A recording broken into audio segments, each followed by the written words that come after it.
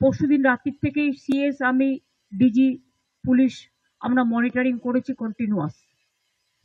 কলকাতায় একদিন যে 6 ঘন্টা জল জমেছিল আপনারা জানেন, 300 মিলিমিটারের ওপর বৃষ্টি হয়েছিল। নর্থ বেঙ্গলেও খুব আনফর্চুনেটলি পরশুদিন রাত্রে যে বৃষ্টিটা হয় সেটা 300 মিলিমিটার বেগে হয়েছিল এবং 12 ঘন্টা কন্টিনিউয়াস। তারপরে ভুটানের জল সংকোচ থেকে আসে, সিকিমের জল এসে পুরো ফ্লাডেড করে দিয়েছে। আজকেও আমি গঙ্গার সামনে থেকে আস্তে আস্তে দেখছিলাম গঙ্গা পুরো ভর্তি হয়ে গেছে। কাল পরশু হাই টাইড আছে। কথা হচ্ছে আমি কতটা রাজ্যের আমরা জল সামলাবো। বিহারে বৃষ্টি হলে জল চলে আসছে ফরাক্কা দিয়ে, ইউপিতে বৃষ্টি হলে ফরাক্কা দিয়ে জল চলে আসছে গঙ্গায়, গঙ্গা টুবু টুবু হয়ে যাচ্ছে। আমাদের জলটা যাবে কোথায় এখানে জল বৃষ্টি বেশি হলে? তারপরে ধরুন ডিবিসি তো ইচ্ছে মতো জল ছাড়ছে, পুরোটা নিজেদের খালি করে দিয়ে নিজেদের বাঁচাচ্ছে, ঝাড়খণ্ডকে বাঁচাচ্ছে। ঝাড়খণ্ড বাঁচুক আমি চাই, কিন্তু তোমরা সিলট্রেশন করছো না কেন, ডিসিলট্রেশন করছো না কেন? আজকে 20 বছর ধরে বলতে বলতে মুখ ব্যথা হয়ে গেছে। মাইথন, ডিবিসি, পাঞ্চেত কোনো জল ভরবার ক্যাপাসিটি নেই। তাহলে রাখার দরকার কি? ড্যাম না থাকলে ভালো হতো, তাহলে জলটা ন্যাচারাল কোর্সে আসতো, ন্যাচারাল কোর্সে বেরিয়ে যেত, সবাই সমানভাবে ভাগাভাগি করতে পারতো।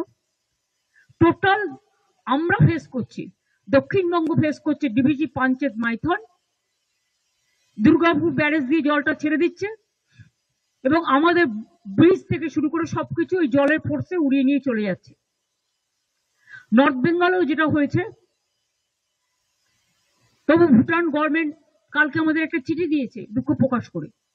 দুঃখ ঠিক নয়, যে আমরা ওদের রিকোয়েস্ট করেছিলাম স্লোলি জলটা ছাড়তে, কারণ একটা জল যখন ছাড়ে আসতে 2-3 দিন টাইম লাগে। এমনিতেই যা ছেড়েছিল তাতে নাগরাকাটা পুরো উড়ে গেছে, ওদিকে ধূপগুড়ি, ওদিকে জলপাইগুড়ি, আরো অনেকগুলো জায়গা, আলিপুরদুয়ারের কিছু জায়গা, মাটিগাড়া, দার্জিলিং, মিরিক, সবচেয়ে বেশি ক্ষতিগ্রস্ত হচ্ছে নাগরাকাটার মিরিক, জোরবাংলো, ওদিকে কালিম্পং ডিসকানেক্টেড হয়ে আছে।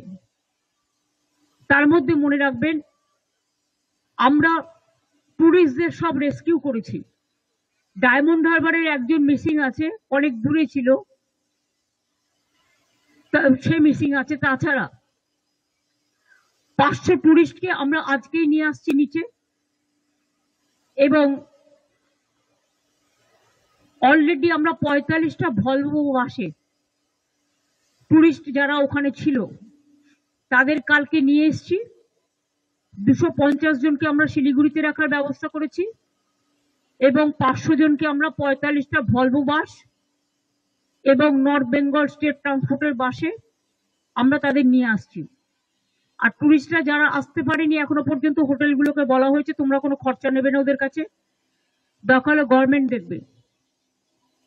কিন্তু ওরা বিপদে পড়েছে, ওদের তোমরা কেউ হোটেল ছাড়াও করবে না যতক্ষণ পুলিশ ওদের সেফটি রেস্কিউ না করছে।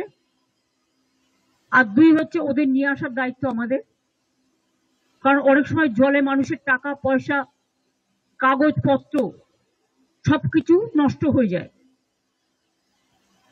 সেসবগুলো তো দেখা দরকার আমাদের মানবিকতার খাতিরে, এটা আমাদের বুঝতে হবে। তাই আমরা তাদের ফিরিয়ে আনার ব্যবস্থাও করছি। সুতরাং অল টুরিস্ট আর সেফ এবং পুলিশ ওদের সেফলি রেস্কিউ করেছে। বড় বড় বাত, দিল কা বাত ভাষণ চলেছে, কিন্তু কাজের কাজ কিছু হয়নি। যে টাকা ভোটের টাকায় ঘুষ দেয় বিজেপি দল, গভর্নমেন্ট অফ ইন্ডিয়া, যে টাকায় ওরা ইলেকশন কমিশনকে পলিটিক্যালি কাজে লাগিয়ে, এজেন্সিকে কাজে লাগিয়ে ইলেকশনের আগে ঘুষ দেয়, সারা বছর কিন্তু দেয় না এই টাকাটা। আমাদের উন্নয়নের টাকাটাও গ্রামীণ রাস্তা থেকে শুরু করে 100 দিনের কাজ থেকে শুরু করে, বন্যার টাকা থেকে শুরু করে, রাস্তাঘাটের টাকা থেকে শুরু করে, বাড়ি নির্মাণের টাকা থেকে শুরু করে সব বন্ধ, সর্বশিক্ষা অভিযানের টাকা থেকে সব বন্ধ। এর মধ্যে জিএসটি আপনারা জানেন, যদিও এটা আমরা চেয়েছি মানুষের জন্য, কিন্তু 20,000 কোটি টাকার জন্য জিএসটি আমাদের রেভিনিউ লস হয়েছে। এমনিতেই 1,95,85,000 কোটি টাকার মতো আমরা পাই, সেন্ট্রাল থেকে আমাদের দেয়নি। তাছাড়াও আরো 20,000 যুক্ত করুন। এই টাকাগুলো আমরা কোথা থেকে জোগাড় করব? তাও মামাটি মানুষের সংসার কোন রকম ভাবে আমরা চালাচ্ছি, মানুষের আশীর্বাদে, সহযোগিতায়, দোয়ায়, জোহারে, সকলের প্রার্থনায় এবং মানবিকতার স্বার্থে কখনো আমাদের কোনো কিছুর অসুবিধা হবে না।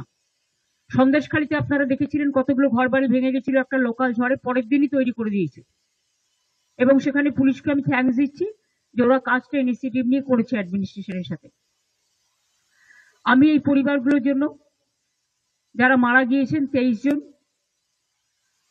18 জন দার্জিলিং, মিরিক, কালিম্পং, মিরিকে সবচেয়ে বেশি ক্ষতি হয়েছে এবং নাগরাকাটায় 5 জন মারা গেছে।